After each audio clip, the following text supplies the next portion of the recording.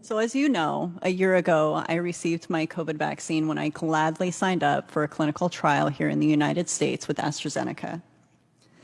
As a participant of a clinical trial, I was constantly reassured that if something were to go wrong, there would be thorough and meticulously developed protocols in place to provide a safety net, that the data would be collected and the benefits as well as the risks would be assessed and disclosed to the public. I never had any issue with any vaccine, so I figured this was going to be a smooth, easy ride. No big deal. Prior to my involvement, the pharmaceutical company agreed to pay any medical expense as a result of a possible injury. Unfortunately, for a lack of support on their part, we have had to refinance our home to pay for our medical expenses. Like Maddie's trial, we had a tracking app.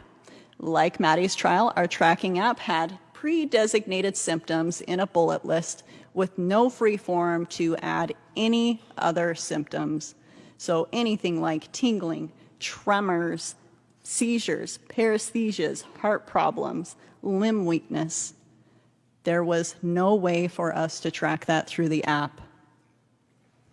The clinical trial report published by the New England Journal of Medicine, if I have that slide, it says that the second dose is required to continue in a study.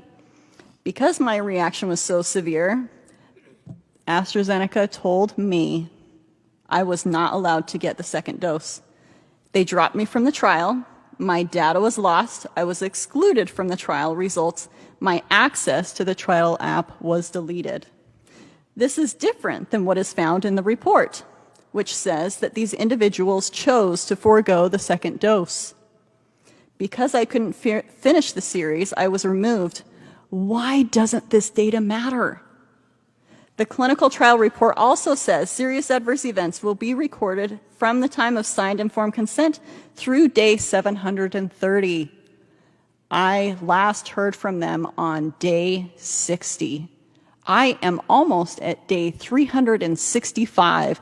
That is 10 months of critical safety data gone. I continued to suffer and decline as the trial progressed without me. So what are the agencies doing about this? As we have heard, there's a lot of questions that need answers. The heads of the NIH, FDA, and CDC have known firsthand about my case and thousands of others. These direct reports began as early as last December. I, along with several injured physicians, continued to reach out to the FDA through emails, phone calls. We did video conferences with Peter Marks and Janet Woodcock, constant emails with Janet Woodcock and myself directly. We have literally asked and we have begged repeatedly for them to acknowledge these reactions. They declined. They know that their lack of acknowledgement has created insurmountable barrier to our ability to receive medical care from doctors who rely on these agencies for information. They know about the issues with the clinical trials. They know about the deaths. They know about the lack of follow-up on VAERS. They know about the injuries to children. They know about Maddie. I have discussed Maddie with them.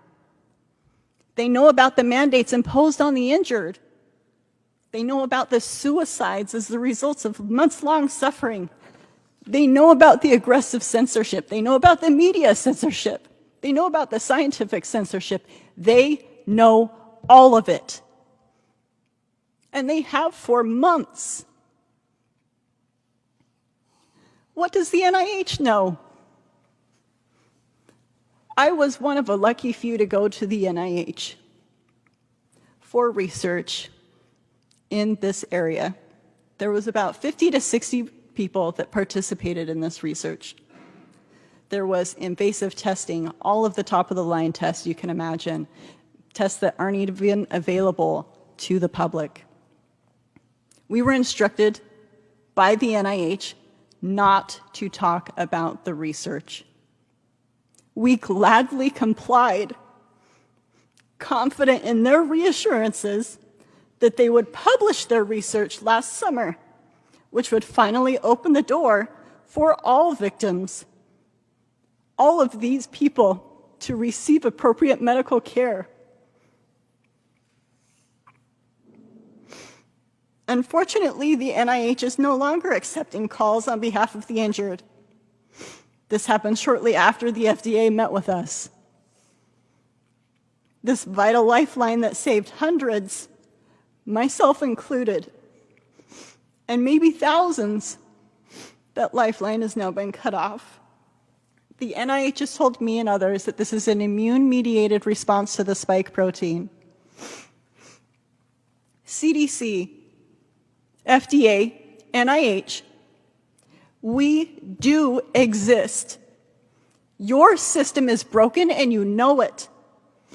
You are constantly and persistently telling the public that your review of the data is thorough and your safety signaling systems are robust, when in reality, there is huge gaps in your system every single step of the way. You are not taking care of those who suffer severe adverse reactions. Stop telling the public that you are. Your refusal to take action means there will be more like us. Take responsibility for your role in the suffering of good Americans who did their part by taking the vaccine and had no idea this could happen to them. Here's your proper informed consent. If you get COVID, you will get medical help. But I'm afraid to tell you, if you have this reaction, that reaction, Maddie's reaction, Doug's reaction, you are on your own. The government won't help you. The drug companies won't help you. Your medical teams will have no idea what to do with you. Financially, you will be on your own. You will be completely on your own. I would like to finish with a letter from a friend.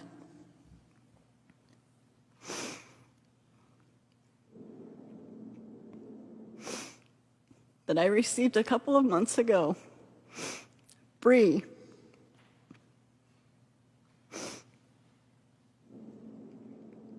I cannot take this any longer. This has taken everything away from me. My career, my family, my life.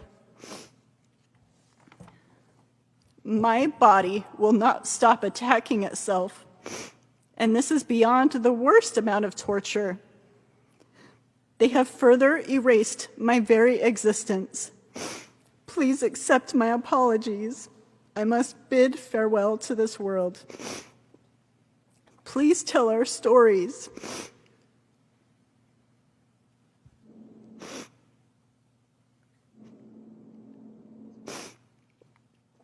Please make sure the world knows the cruelty that has been imposed upon us.